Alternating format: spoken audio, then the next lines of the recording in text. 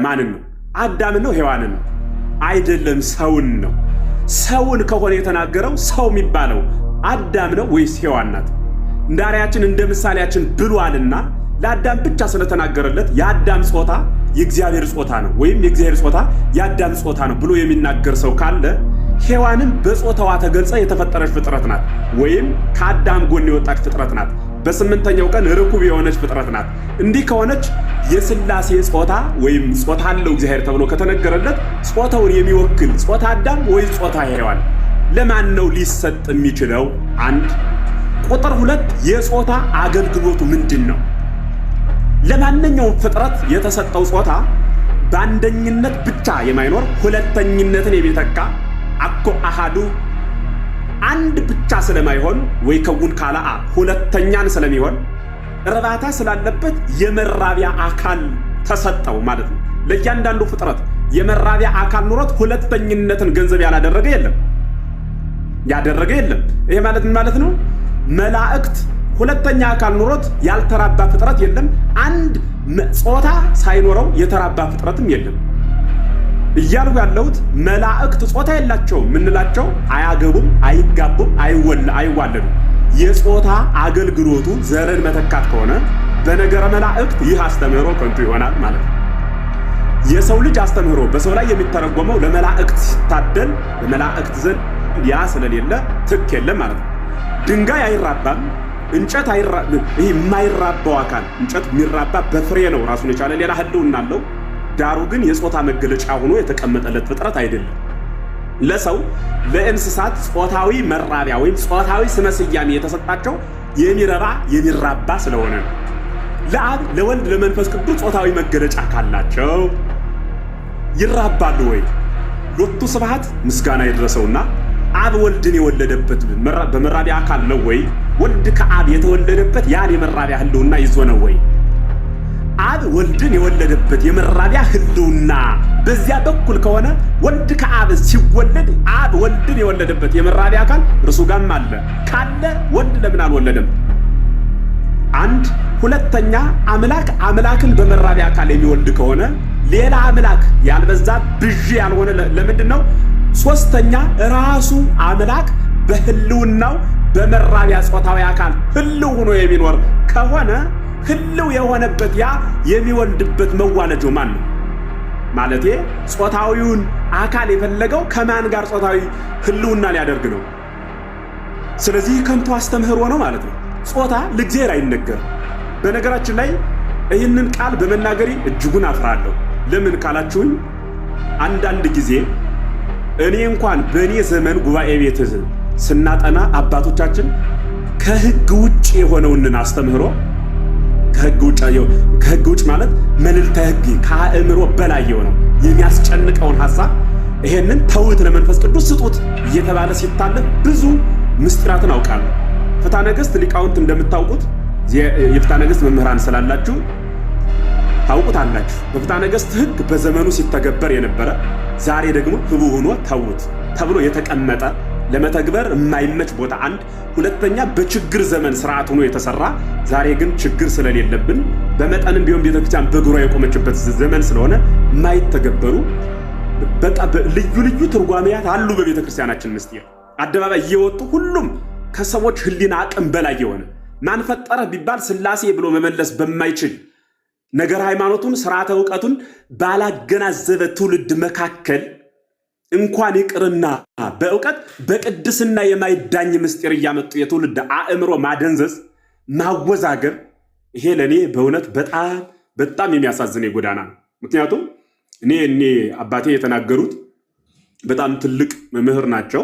በቤተክርስቲያን ደረጃ አንዳንዴ ሰው በመጠኑ በክብሩ ልክ እያሰበ መናገር ካልጀመረ እንኳን ቤተክርስቲያን እኛ የምናምነው ምንድነው ካላችሁኝ ማንም ሊቅ የምንለካው በቤተክርስቲያን እንጂ በሊቅ ምትለካ ቤተክርስቲያን የለችንም። እኛ በአባቶቻችን ትምህርት፣ በአባቶቻችን ሃይማኖት፣ በአባቶቻችን ህልውና ነው የምናምነው። ታላቁ ሊቅ ቅዱስ ቄርሎስ በሃይማኖት አበው ምዕራፍ 7 ቁጥር 1 ጀምራችሁ ስታነቡት እንዲህ የሚል ቃል ተናግሯል። ንሕነሰ ሰንተሉ እምነተ አበዊነ ቅዱሳን ዘእንበለ ተወላውሎ። እኛ ግን ማንም ሊቅ፣ ማንም አዋቂ፣ ማንም ድንቅ ቢባል፣ ማንም ተርጓሚ፣ ማንም አመስጣሪ ቢባል የምናምነው የምንከተለው የጸናች የቀናች የአባቶቻችን ሃይማኖት ነው ይላል። የምናምነው የምንከተለው የጸናች የቀናች የአባቶቻችን ሃይማኖት ነው፣ ሌላ አይደለም።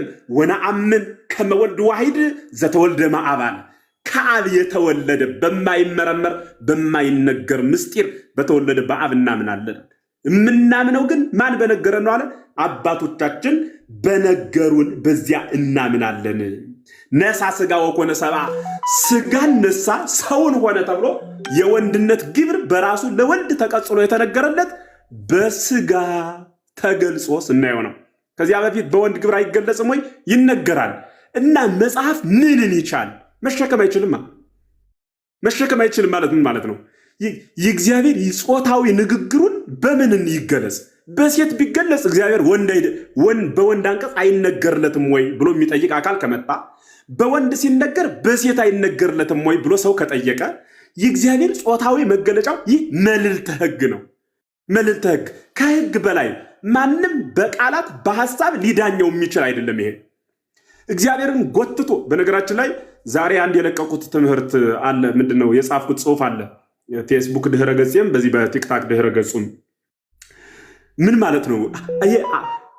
ህሉና እግዚአብሔርን በጾታ ቢሲ ወይም የእግዚአብሔርን አኗኗር በሰው ጾታ ጎትቶና አውርዶ እግዚአብሔር በጾታ ወንድ ነው ሴት ነው ብሎ ከፍሎ መናገር፣ ይህ በጣም ፍጹም በእውነት በጣም ፍጹም ክህደት ነው። በእውነቱ ማስተዋል፣ ማየት፣ ማገናዘብ፣ መረዳት ያስፈልጋል። ይህ ካልሆነ የሚቀጥለው የቤተ ክርስቲያኗ ህልውናን የሚጋፋ አስተምህሮ ትውልድ እያመጣ በጨመረ ቁጥር የትውልድን አእምሮ ማወዛገብ ይመጣል። የኔ መልእክቴና ሐሳቤ ይህ ነው። ስለዚህ ጾታ እግዚአብሔር የሚባለው ለእግዚአብሔርነቱ የሚገለጽ ቅጽል ቋንቋ አይደለም፣ ለፍጥረት የተሰጠ ነው። ለእኔ የተሰጠኝ ለእግዚአብሔር እቀጽለዋለሁ እንዴ? የእኔን መራብ እግዚአብሔር ይራባል ብዬ የእኔን አለመስማት ወይ መስማት እግዚአብሔር እንዲሆናል ብሎ በዚህ ሐሳብ ልክ እግዚአብሔር የሚገለጽና የሚነገርለት አይደለም። ስለዚህ ባጭሩ ለመምህራኑ ይህ ድምፅ ለሚሰማችሁ ለሁሉም ሰው አንደኛ ገና ያላደገ ምእመን ነው ያለን። ሕፃን የወለደች እናት ስለ ጡጦ ከጎረቤት ትማራለች እንጂ ስለ አጥንት አይደለም። ከጎረቤት አጥንት ለሕፃናት እንዴት ተቀቅሎ ይሰጣል ብላ አታጠናም። እኛም እንዴት ነው ይህን ምእመን ማሳደግ ማስተማር ያለብን? በአቅሙ ልክ እንዴት ነው ወንጌል መግለጽ ያለብን እንጂ መድረክ ላይ ወጠን ለሆነ አንድ መምህር ብቻ ግብረ መልስ ለመስጠት የሆነ የእኛን ሐሳብ ብቻ ለማንጸባረቅ ምናመጣቸው አጀንዳዎች ፍጹም ከባዶች ናቸው። እንዲያ ከሆነ እናንተ ለምን ትነግሩናላችሁ ካላችሁኝ፣ ከተበላሸማ የተበላሸውን ለማቃናት ለምን ብለን ሐሳብ እንሰጣለን። የሌለ ትምህርት ስለሆነ ሂዳችሁ ለምን አትመካከሩም? መቼ አማከሩን? ሲናገሩት ካላማከሩን ስንናገረው አናማከራቸውም። አደባባይ ከተናገሩት አደባባይ ትምህርቱ ልክ አለመሆኑን እንገልጻለን። ይህ እኮ ሃይማኖት ነው። በነገራችን ላይ ታሪክ ቢሆን ታሪክና ወጥ እንደ ቤቱ ነው ይባላል፣ እንተው ነበረ። ይህ ምንድን ነው እና ካላችሁ ሃይማኖት ነው። ሃይማኖት ማለት ደግሞ የምናምንበት ማለት ነው። በምናምንበት የምናምንበትን በሚያምነው ሕዝብ ፊት እንገልጻለን። ሐሳቡ ያህ ነው የቤተ ክርስቲያኑ አስተምህሮ። ስለዚህ ለእግዚአብሔር ጾታ የተናገረለት እግዚአብሔር በጾታ ወንድ ነው ብሎ የተናገረለት አንድም የለም እና መጽሐፍ ቅዱስ እግዚአብሔር በወንድ ይጠራዋል እንጂ። አዎ በዘመኑ ወንድና ሴትን በማይለይበት አንድ አድርጎ በሚጠራ ቋንቋ መጽሐፉ ስለተጻፈ፣ በሁለተኛ ደረጃ ምን የለየ ቋንቋ በራሱ ቢሆን ምን ተብሎ ይጻፍለታል? በእኛ በኢትዮጵያ ሴትና ወንድ ስለሚለይ እነ ቅዱስ ያሬድ አንተ አቡነ ወአንተ እምነ፣ አንተ እናታችን ነህ አንተ አባታችን ነህ እያለ እናትም አባትም እያደረገ ይናገርለታል። ሐዋርያቱን እግራቸውን አጠባቸው፣ ኮኖሙ አበ ወእመ እግረ አርዳኢሁ ሐጸበ፣ እናትም አባት መሆናቸው የደቀ መዛሙርቱን እግር አጠበ እየተባለ ይነገርለታል። ስለዚህ ለእግዚአብሔር ጾታዊ መገለጫ መናገር የማይገባ አስተምህሮ ነው። ማንም አባት በየትኛውም ዘመን ይህንን ሐሳብ መዝግበውት ጽፈውት ተናግረውት የማያውቁት ምስጢር ስለሆነ ማለት ነው የምፈልገው። ከዚያ ውጭ ግን እንደ የመጨረሻ ሐሳብ መናገር የምፈልገው አካላት እግዚአብሔር በራሱ ምንድን ነው? አካላት እግዚአብሔር በራሱ ምንድን ነው? አገላለጹ እንዴት ነው የሚለውን በደንብ መረዳትና በአቅም በቅድስና እያደጉ የሚከድበትን በእውቀት ምዳኝህ ነኝ ብሎ በዘመን እየመጡ ሐሳብን መዘርጋት ይህ ትክክል ሊሆን አይችልም። እኛ ወያዕርፍ ነጽሮተ ኩሉ ነባበያን እውቀት ሁሉ ሄዶ የሚያርፍበት አምላክ ነው እንጂ ያለን እውቀት ሁሉ ሄዶ የሚገደብበት አምላክ አይደለም ያለን። ምን ያላወቅነው ነገር አለና እንዲህ ከሆነ ዘርዝረን መርምረን እንዲህ ነህ ብለን ተችተን በራሳችን አቅም እናስቀምጠው ከሆነ ምኑን ነው እግዚአብሔር የሆነው? የጾታን አገልግሎት በራሱ እኮ መረዳት ያስፈልጋል። እንኳን ጾታ የሌለው ፈጣሪ ጾታ የሌለው ፍጥረት እኮ አለ። ጾታ የሌለው ፍጥረት እኮ አለ። ጾታ የሌለው ፍጥረት ቅድም እንደነገርኋችሁ ድንጋይ የሆነ እንጨት የሆነ ምናምን ብለ ጾታ የሌለው ፍጥረት እኮ አለ። የሚገርማችሁ ጾታ የሌለው ፍጥረት ባለበት ጾታ ያለው ፈጣሪ የምናደርግንን ብሎ እግዚአብሔር ጋር መንጠላጠል ይህ ፍጹም ነውር ነው። ስለዚህ ባጭሩ ምንድነው ማለት የፈለኩት? የቤተክርስቲያናችን አስተምህሮ አባቶቻችን የነገሩን የማይመረመር የማይታወቅ። እኔ በእውነት አንድ ነገር ሁሌ የሚገርመኝ እግዚአብሔር ስለይታወቅነቱ ሰው ያቅሙን ይደክማል። የማይመረመር ስለመሆኑ ግን መቼ ነው የምንናገረው? የማይመረመር ነው፣ የማይታወቅ ነው፣ ያዘጋጀን እንጂ የማናዘጋጀው፣ ያወቀን እንጂ የማናውቀው፣ የሚጠብቀን እንጂ የማንጠብቀው፣ የሚያብራራን እንጂ የማናብራራው፣ መልዕልተ ዳሩ ግን የምናምነው እርሱ እግዚአብሔር ይባላል። ሰው አንዳንዴ የሚታመነውን በስንፍናው የሚታመነውን በፍልስፍናው ለመዳኘት ይጥራል። የሚታመነውን አግጣችኛል፣ ልብ በሉ። የሚታመነውን በፍልስፍናው ለመዳኘት ይጥራል። ይህ ጾታ እግዚአብሔር የሚባለው የሚታመን እንጂ የምንፈላሰፍበት አይደለም። አንዳንዱ ደግሞ የሚታወቀውን ያምናል። ዝም ብሎ አምኖ ዝም ማለት በስንፍናው ማወቅ እያለበት በእምነት ሸፍኖት ያልፋል። እኛ የሚታወቀውን በማወቅ የሚታመነውን በማመን ነው የምንኖረው። ስለዚህ እኛ እኮ የምንኖረው የሚገርማችሁ ልክ የእንቁላል አስኳሏ ውስጥ እንዳለች ህልውና እኮ ነው የኛ አኗኗር። በቃ እግዚአብሔር በእጁ ዓለምን ጨብጦታል። በዚህ ዓለም ውስጥ ደግሞ እኛ እንኖራለን፣ ከዚያ ውስጥ ደግሞ እኛ እንኖራለን። አኗኗራችን እንዲያ ከሆነ ያን ሁሉ ቀደን ወጠን ቆይ ጾታ እንዲህ ነው ብለን የምንገልጸው ምን ብለን ነው የምንገልጸው? እስኪን ጥያቄ ሴቶች ቢጠይቁት ወንድ መምህራን ምን ብላችሁ ነው የምትመልሱት? ምን ብለን ነው የምንመልሰው? አሁን በጾታው እግዚአብሔር በጾታው ወንድ ነው። አዎ። ስለዚህ እኛን እንዴት አሳነሰን?